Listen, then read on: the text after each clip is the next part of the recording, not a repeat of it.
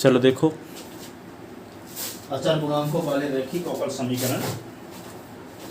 ये आपको बताया गया था कि कॉम्प्लीमेंट्री फंक्शन और पार्टिकुलर इंटीग्रल, जब कोई डिफरेंशियल इक्वेशन इस प्रकार का हो, इस प्रकार का कि F D function of F D Y is equal to E की पावर ए एक्स हो, तो पी आई निकालने का तरीका आपको बताए थे 1/एफ डी और ई की पावर ए एक्स। अब फिर क्या करते थे कि जहाँ डी है वहाँ ई की पावर में इसका जो गुणांक है उसको लिख दिया करते थे कि नहीं, या फिर ए आई की पावर ए एक्स। ये पहला रूल था पी आई निकालने का। अब दूसरा रूल बताना है कि एफ डी स्क्वायर है और y is equal to sine A X हो अथवा क्या हो, कास ए एक्स हो राइट हैंड साइड में। अभी तो क्या रहता था, ई की पावर कुछ रहता था, अब क्या रहेगा, साइन ए एक्स रहेगा अथवा कास ए एक्स रहेगा। तो पी आई कैसे निकालेंगे, पी आई निकाल कॉम्प्लीमेंट्री फंक्शन निकालने तो वही तरीका जो पीछे बता चुके हैं। पी आई निकालने का तरीका 1 क्या लिखेंगे, एफ डी स्क्वायर, आई लिख देंगे यहाँ साइन ए एक्स है। फिर क्या करेंगे, जहाँ डी स्क्वायर है ना वहाँ क्या लिखेंगे, एस का जो गुणांक है उसका वर्ग करेंगे और वर्ग करने के बाद फिर माइनस लगाएंगे, वर्ग करने के बाद माइनस लगाएंगे। ठीक है, इसका मतलब क्या हुआ, 1/एफ माइनस ए स्क्वायर, आइए लिख देंगे साइन ए एक्स। एस का जो गुणांक रहेगा उसका वर्ग करेंगे, वर्ग करने के बाद माइनस चिन्ह लगाएंगे और डी स्क्वायर के स्थान पे रख देंगे। समझ में आया, एस का जो गुणांक रहेगा उसका वर्ग करेंगे, फिर माइनस लगाएंगे और फिर डी स्क्वायर के स्थान पे उसी को लिख देंगे, तो पी आई आ जाएगा। ठीक है, तो ये रूल हुआ। इस पर आधारित क्वेश्चन देखते हैं, हल कीजिए। एक क्वेश्चन का है, 8-10 के क्वेश्चन देखें, सब रट जाएगा अभी। d2 y upon ds2 minus y is equal to sine 2x है। एक स्थान पे 2 आ गया, एक का काम। अब इसको क्या लिख सकते हैं, D square minus 1 common y is equal to sine 2x, जिसका सहायक समीकरण, जिसका सहायक समीकरण क्या होगा, डी के स्थान पे यम रख दो, तो यम स्क्वायर माइनस 1 बराबर 0, तो यम का स्क्वायर माइनस 1 का स्क्वायर बराबर 0, यम माइनस 1 यम प्लस 1 बराबर 0। ये फार्मूला पढ़े थे, ए स्क्वायर माइनस बी स्क्वायर बराबर ए प्लस बी, ए माइनस बी, 7वीं क्लास में। ठीक है, ये यम माइनस 1 यम प्लस 1। अब इसका मतलब क्या हुआ, यम माइनस 1 बराबर भी 0 या यम प्लस 1 बराबर 0। तो यम बराबर क्या होगा, 1 या यम बराबर -1। तो कॉम्प्लीमेंट्री फंक्शन क्या होगा, c1 e की पावर 1x और c2 e की पावर -1x। ठीक है, एक लिखते नहीं ना लिखते। तो P I is equal to क्या लिखेंगे, 1/डी स्क्वायर और डी स्क्वायर माइनस 1 और ये साइन 2x। अब देखो एस का गुणांक क्या, एस का गुणांक क्या, 2 है। हाँ, 2 का वर्ग करो और माइनस लगाओ और डी स्क्वायर के स्थान पे रखो। तो P I is equal to क्या होगा, 1/2 का वर्ग किए फिर माइनस लगाए और -1 और इसको साइन 2x को सीधे उतार दिए। तो क्या होगा, 2 का वर्ग 4 होता तो -4 हो जाएगा, तो -4 और -1 तो -5। और ये क्या होगा, ये नहीं सोचना कि -2 का वर्ग, ये -2 का वर्ग, ये -2 का वर्ग, दोनों में अंतर है। इसका मान -4 आएगा, इसका मान 4 आएगा। यहाँ है माइनस फिर 2 का वर्ग, इसमें -2 का वर्ग है। ठीक है, तो ये क्या है, माइनस लगा, कोष्टक कुछ नहीं है, 2 का वर्ग करोगे फिर माइनस लगाओगे। तो -2 का वर्ग 4 -4 -1 है तो -5। ये क्या होगा, साइन 2x। तो क्या आ गया, माइनस साइन 2x अपॉन 5। मतलब कोष्टक रहेगा तो हाँ, माइनस प्लस बन जाएगा। यहाँ कोष्टक नहीं है, हम ये बोले हैं कि डी के स्थान पे एस का जो गुणांक होगा उसका वर्ग करके माइनस चिन्ह लगाना है, वर्ग करके माइनस चिन्ह लगाना है। ठीक है, ये होगा माइनस साइन 2x अपॉन 5। ये पी आई आ गया। अतः अभीष्ट हल क्या होगा, complementary function plus particular integral. अतः अभीष्ट हल, अभीष्ट हल क्या लिखेंगे, Y is equal to complementary function plus particular integral. तो Y is equal to complementary function क्या है, c1 e की पावर x, ये c2 e की पावर -x, और ये क्या है, माइनस साइन 2x अपॉन 5। ये आंसर आ गया। सर ऊपर कर दिए हैं, मतलब ऊपर माइनस कर दिया। कहाँ ऊपर? हाँ, तो वो नीचे वाला माइनस तो ऊपर ले जाते हैं, तीसरी क्लास में पढ़े हो आप। बटे वाले को माइनस में नहीं रखते, जो बटे में माइनस रहता है तो उसको माइनस में पहुंचा देते हैं। इसके लिए माइनस एक का ऊपर नीचे गुना करते थे आप, तीसरी क्लास थोड़ी है इसलिए हम डायरेक्ट कर दिए। कभी भी बटे में माइनस रहे तो उसको आंसर में लिख दो, ठीक है। ये आ गया।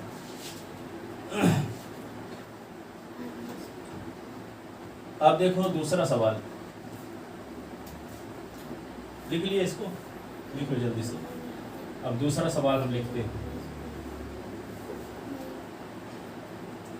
d2 upon ds2 minus 4y is equal to cos square x। अब देखो यहाँ पे इसको लिख सकते हैं डी स्क्वायर, ये बाई, ये होगा 4y is equal to cos square x। इससे बाई कॉमन ले लो तो D square minus 4 common y is equal to cos square x। अब यहाँ पे जिसका सहायक समीकरण, जिसका सहायक समीकरण क्या होगा, यम स्क्वायर माइनस 4 बराबर 0। इसको लिख सकते हैं यम का स्क्वायर माइनस 2 का स्क्वायर बराबर 0। तो यम माइनस 2 यम प्लस 2 बराबर 0। इसका होगा यम माइनस 2 बराबर 0 यम प्लस 2 बराबर 0। तो यम बराबर क्या होगा 2 या यम बराबर माइनस 2। अतः अभीष्ट हल, अतः अभीष्ट हल नहीं, अभीष्ट हल का कॉम्प्लीमेंट्री फंक्शन c1 e की पावर 2x और c2 e की पावर माइनस 2x। अब P I is equal to, तो 1 अपान क्या लिखोगे डी स्क्वायर माइनस 4 और देखो cos स्क्वायर x। अब cos स्क्वायर x का रूट नहीं जानते हम, इसका जानते हैं, साइन as का जानते हैं और cos as का जानते हैं। और यहाँ तो स्क्वायर लग गया, ठीक है। तो एक फार्मूला तो आप पढ़े थे 11वीं क्लास में, ये फार्मूला पढ़े थे, ये पढ़े थे का फार्मूला 2 cos स्क्वायर s बराबर होता है 1 प्लस cos 2x, ठीक है। 2 cos स्क्वायर s बराबर होता है, cos स्क्वायर s बराबर क्या हो जाएगा 1 प्लस cos 2x बटे 2। तो जहाँ cos स्क्वायर s है, cos स्क्वायर s के स्थान पे हम ये लिखेंगे। तो ये वाला इस, क्योंकि जब cos 2s रहेगा तो उसका पी आई निकालने का तरीका आपको पता है, घात वाले का तो नहीं पता है ना, इसलिए हम घात वाले पद को गुणांक के रूप में बदलेंगे, जिसके लिए ये फार्मूला 11वीं क्लास में था, तीसरे चैप्टर में। तो 2 cos स्क्वायर s बराबर होता है 1 प्लस cos 2s। तो cos स्क्वायर s बराबर 1 प्लस cos 2s अपॉन 2। यदि मान लो 2 sin स्क्वायर s बराबर फार्मूला होता है 1 माइनस cos 2x है, ठीक है। तो sin स्क्वायर s बराबर क्या होगा 1 माइनस cos 2s अपॉन 2। यदि राइट हैंड साइड में sin स्क्वायर s रहेगा तो ये लिख देंगे, और cos स्क्वायर s रहेगा तो ये लिख देंगे। ये घात वाला पद गुणांक के रूप में बदल गया, घात वाला पद गुणांक के रूप में बदल गया।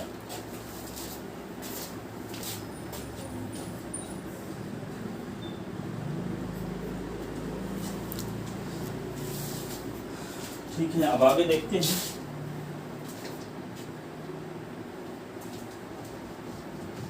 इसका पी आई निकालते हैं। तो पी आई बराबर क्या होगा, P I is equal to 1 upon D square minus 4। अब cos स्क्वायर इसके स्थान पे क्या लिख दें 1 plus cos 2s upon 2, 1 plus cos 2s upon 2 ऐसे। तो P I is equal to क्या होगा, यहाँ पे लिखेंगे डी स्क्वायर माइनस 4, इसको लिख सकते हैं 1/2 और इसको लिख सकते हैं 1/2 cos 2x, अलग अलग कर दी। अब 1/d स्क्वायर माइनस 4 का गुना दोनों के साथ करो, तो P I is equal to 1 upon 2 और ये डी स्क्वायर माइनस 4, और ये क्या होगा 1 अपॉन 2 और ये होगा डी स्क्वायर माइनस 4 और ये होगा cos 2x, ठीक है। अब देखो यहाँ पे ये जानते हो आप, ये एक है, यहाँ देखो देखो यहाँ एक है ना, तो एक बराबर e की पावर 0s होता है, e की पावर 0s बराबर होता है 1 है। तो यहाँ पे 1 के स्थान पे लिख देते हैं P I is equal to E की power 0x upon 2 into D square minus 4। अब देखो यहाँ देखो काश AX आ गया कि नहीं आ गया, आया। तो x का गुणांक 2 है, 2 के वर्ग का निगेटिव मान डी स्क्वायर के स्थान पे रखेंगे, तो 1/2 रखो, और ये -2 का स्क्वायर -4 पहले से है, और ये क्या होगा cos 2x सीधे उतार दो, ठीक है। और यहाँ आप जानते हो ये पहले वाला रूल लग गया, इसके पहले वाला e की पावर में इसका जो गुणांक होता है डी के स्थान पे रखते हैं, तो यहाँ पे क्या होगा e की पावर 0s/2 इंटू 0 का स्क्वायर -4, और ये क्या होगा 1/2 और -2 का स्क्वायर तो -4 और -4, और ये होगा cos 2x, तो P I is equal to e की पावर 0s को 1 लिख दो आप, अब 2 है ही -4, तो 0 -4 तो -4, 4 दूना 8 तो -8, और ये क्या होगा -4 तो -8 -16, तो 1/-16, और ये क्या होगा cos 2x। अब ये दोनों माइनस ऊपर आ जाएंगे, तो P I is equal to क्या होगा -1/8 और माइनस cos 2x/16, ये ठीक है।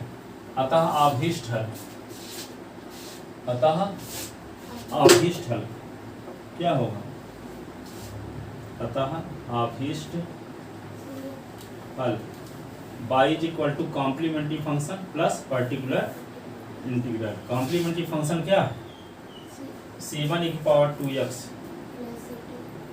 प्लस c2 e की power -2x plus minus 1/8 minus cos 2s/16, ये इसका हल हो।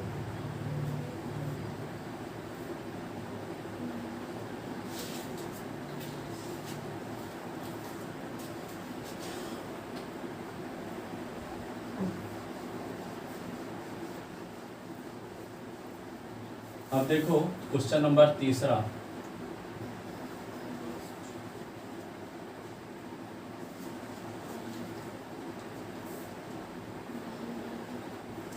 d³ और +1 y is equal to cos 2x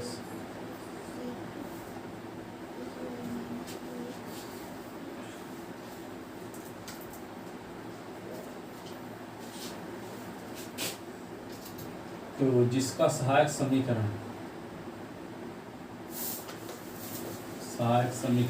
देखो तो पहले से बना हुआ है, यहाँ d³ है तो क्या लिख देंगे m³ plus 1 is equal to 0, इसी को लिख सकते हैं m³ प्लस 1 का क्यूब इज इक्वल टू 0। एक फार्मूला पढ़े थे a³ प्लस b³ का, a plus b into a square minus ab plus b square, ये फार्मूला है 8वीं क्लास में पढ़े थे। ये क्या हो जाएगा m प्लस 1 एक बार m square minus m into 1 और 1 का स्क्वायर इज इक्वल टू 0, ये होगा m plus 1 is equal to 0 और m square minus m plus 1 is equal to 0, तो m इज इक्वल टू -1 और m इज इक्वल टू क्या लिखोगे minus b plus minus under root b square minus 4ac/2a, तो m is equal to -1 और m is equal to minus लिखोगे b के स्थान पे -1 plus minus under root b square तो -1 का स्क्वायर 4 इंटू 1 इंटू 1/2 इंटू 1, तो m इज इक्वल टू -1 और m is equal to 1 plus minus under root 1 minus क्या होगा 4 बटे क्या होगा 2, तो m इज इक्वल टू -1 और m is equal to 1 plus minus 1 से 4 निकला तो -3/2, m इज इक्वल टू क्या हुआ -1 और m is equal to 1/2 plus minus, इसको √3 आयोटा लिख सकते हैं, √3 आयोटा/2, तो ये क्या है समिश्र संख्या आ गई आयोटा के रूप में, तो इसका क्या होगा कॉम्प्लीमेंट्री फंक्शन, कॉम्प्लीमेंट्री फंक्शन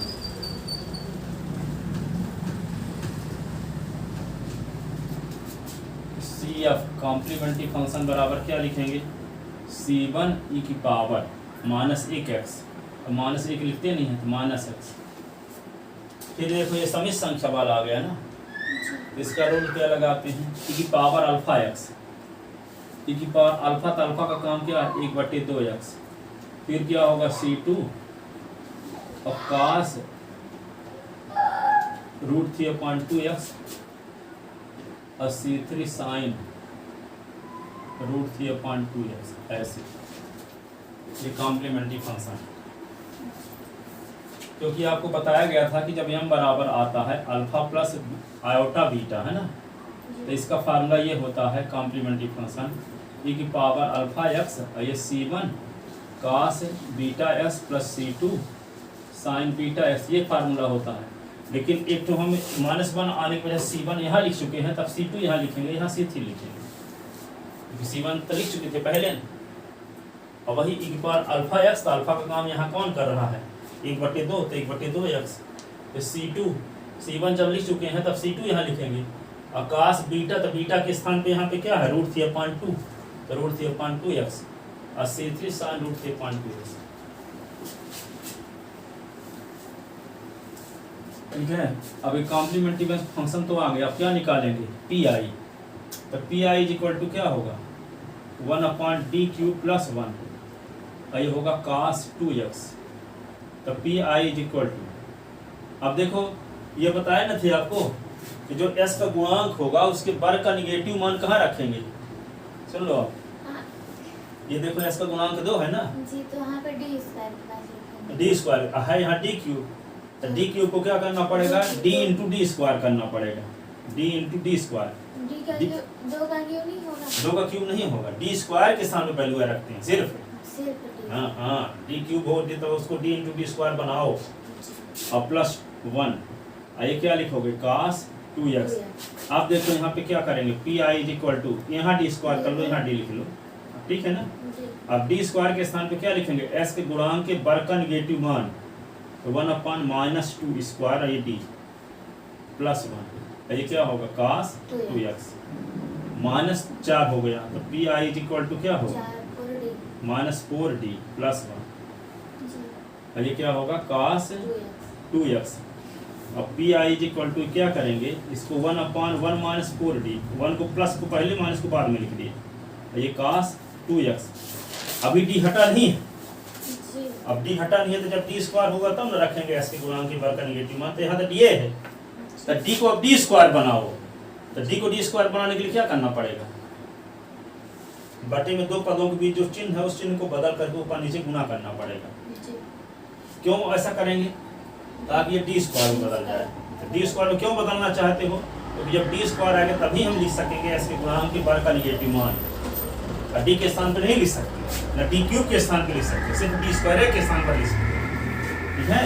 तो PI = क्या करेंगे 1 - 4d है, तो 1 + 4d का ऊपर नीचे मल्टीप्लाई करते हैं, 1 + 4d और नीचे भी 1 - 4d, तो पहले से है मल्टीप्लाई कर दिए 1 + 4d का, और ये क्या होगा cos 2x, cos 2x। अब देखो क्या करेंगे,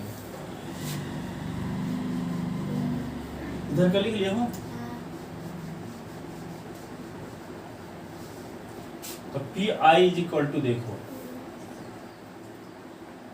1 + 4d, और ये क्या है cos 2x अपान, देखो यहाँ फार्मूला लग जाएगा, देखो कौन सा a - b a + b, तो a का स्क्वायर माइनस b का स्क्वायर, तो क्या लिख देंगे 1 का स्क्वायर माइनस 4d का स्क्वायर, ऐसे हो गया। तो PI = 1 + 4d, और ये क्या लिख दोगे cos 2x, और यहाँ 1 का स्क्वायर 1 ही होता है, 4d² तो 16 और d² हो गया ये। तो PI = गूगल पे फॉर बिजनेस में 40 रुपए मिले, और ये क्या होगा cos 2x। अब देखो यहाँ पे क्या करोगे, अब यहाँ पे d² के स्थान पे क्या रखेंगे, इसी दिन के लिए हम d² बनाए थे, ताकि s के गुणांक के वर्ग का निगेटिव मान यहाँ रख सके d² के स्थान पे, ठीक है। तो क्या लिख देंगे 1 लिखेंगे, -16 लिखेंगे और -2 का स्क्वायर लिख देंगे, तो 2 का स्क्वायर करो तो 4 आए, तो -4 रहेगा ये, ठीक है। तो PI = ये क्या होगा 1 + 4d, और ये होगा cos 2x अपान 1 माइनस 16 और ये जानते हो -4, तो P I is equal to 1 plus 4d cos 2x, और ये 1 माइनस 16 चौको 64, ये होगा P I is equal to 1 plus 4d, और ये होगा cos 2x, 16 और 64 एक 65 हो गया है ना। अभी एक डी बचा है यहाँ, देखो ये वाला डी, इसका क्या किया जाए 1 cos 2x का गुना कर दिया जाए दोनों के साथ, तो P I is equal to क्या होगा cos 2x का गुना एक के साथ करेंगे तो cos 2x से रहेगा, और ये 4d और cos 2x। जब क्वेश्चन को सॉल्व करते हैं तो d अपॉन ds को d मानते हैं और d2 अपॉन ds2 को d स्क्वायर मानते हैं कि नहीं। तो जहाँ d है वहाँ क्या लिख सकते हैं d अपॉन ds, और बटे 65 तरह हमें करेगा, ठीक है। तो P I is equal to, देखो P I is equal to यहाँ लिखेंगे cos 2x और 4 लिखो और d के स्थान पर d अपॉन ds लिख दो, और ये cos 2x अपान क्या होगा 65। इसका अर्थ क्या हुआ cos 2x का अवकलन, d अपॉन ds का मतलब क्या हुआ cos 2x का अवकलन। तो cos 2x का अवकलन क्या होता है minus sign 2x, minus sign 2x और 2x का फिर से तो माइनस 2 हो जाएगा, तो -2 साइन 2x, ठीक है। तो इसको क्या लिखेंगे cos 2x का अवकलन माइनस साइन 2x इंटू 2, ये होगा P I is equal to cos 2x सीधे उतार दिए, इसका अवकलन कर दिए, तो 4 तो पहले से है और इसका -2 साइन 2x इसका अवकलन हो गया बटे 65। अब ये P I is equal to क्या आ गया cos 2x 4 दूना 8 -8 ये साइन 2x अपान क्या होगा 65। अतः अभीष्ट हल, अतः अभीष्ट y is equal to complementary function plus particular integral. Complementary function क्या था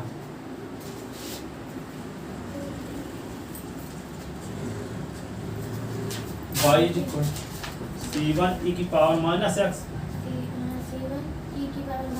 e की पावर माइनस 1/2 के प्लस 1/2 1/2 x और c2 और cos √3/2x और c3 साइन √3/2x। ये कॉम्प्लीमेंट्री फंक्शन है, पर्टिकुलर इंटीग्रल ये आ गया प्लस cos 2x और -8 साइन 2x/65, ये इसका आंसर है complementary function plus particular integral.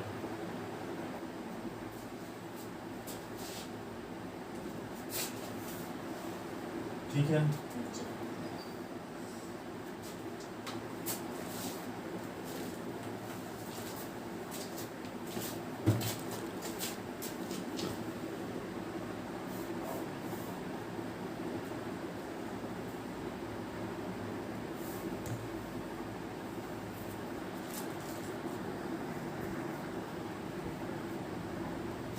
अगला क्वेश्चन देखो, चौथा सवाल।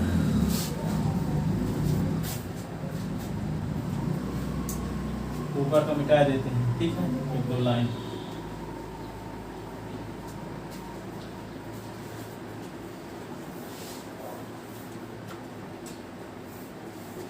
एक सवाल ये है T2y upon ds2 -4y is equal to e की पावर x और ये प्लस साइन 2x।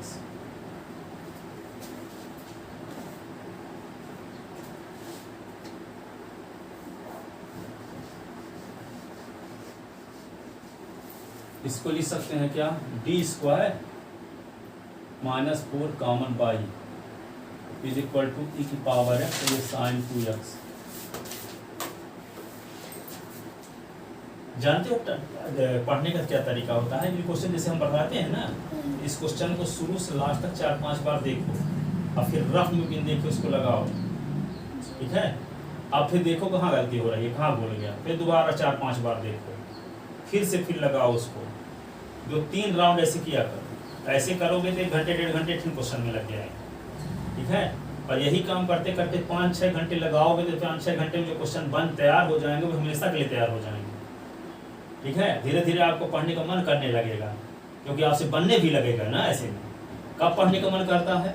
जब आदमी पढ़ता है और उससे ये भी लगता है, कॉन्फिडेंट भी आता है कि क्वेश्चन हमसे अब बन जाएंगे परीक्षा में, ठीक है। कब पढ़ने का मन नहीं करता? पता चला कि हम 5 घंटे पढ़े अब तो ये भी लगता है कि एक भी क्वेश्चन नहीं बनेगा, है ना। तो ऐसे जैसे आप लोग या BSc की मैं बात करता हूँ, जब मैं BSc करता तब भी मैं 5-12 घंटे पढ़ाता था, ठीक है। तो जब हम ट्यूशन भी MSc का मैथ का ट्यूशन पढ़ने जाते थे BSc का भी, तो जब मान लो गर्मी में छुट्टी होती थी, मान लो जनवरी फरवरी में, मार्च में 3 महीने, तो 3 महीने में सुबह 4 बजे उठता था और 4 बजे से लेकर के इधर 12 बजे तक यही तरीके से पढ़ता था। जैसे मान लो कोई क्वेश्चन आपको एक बार पढ़ते तो याद हो जाता है, 2 बार पढ़ते तो याद हो जाता है, तो आप 20 बार पढ़ो तो भूलेगा क्या? तो हम कसम खाए थे कि हर एक क्वेश्चन को क्या करेंगे, शुरू से लास्ट तक 5 बार देखेंगे, फिर 1 बार लिखेंगे, फिर 5 बार देखेंगे, फिर लिखेंगे, 5 बार देखेंगे, लिखेंगे। तो यार भले कई बार में हो गया, तब भी कसम खाए थे, ठीक है। तो ज्यादा प्रैक्टिस हो जाएगी तो क्या होगा, पढ़ने का मन भी करेगा, टाइम से पढ़ाई के डायरेक्शन में ज्यादा लगेगा। मोबाइल तो छोड़ने का मन ही ना पड़ेगा आपको। 12 घंटे 12 क्या है 18 घंटे, 4 बजे से उठो और रात को 12 बजे तक, यही काम, ठीक है। तो आपको बड़ा काम कर लगे, हम बहुत सब कुछ कर सकते हैं, ठीक है। इस तरीके से हमारा एटीट्यूड ये था, 5 बार पढ़ने से याद हो तो 20 बार पढ़ने तो भूलेंगे तो नहीं ना। तो हम इतना नहीं कर सकते, पर 15 बार तो कर सकते हैं। 15 बार देखेंगे, 3 बार लिखेंगे। ये तरीके से पढ़े थे MSc के क्वेश्चन।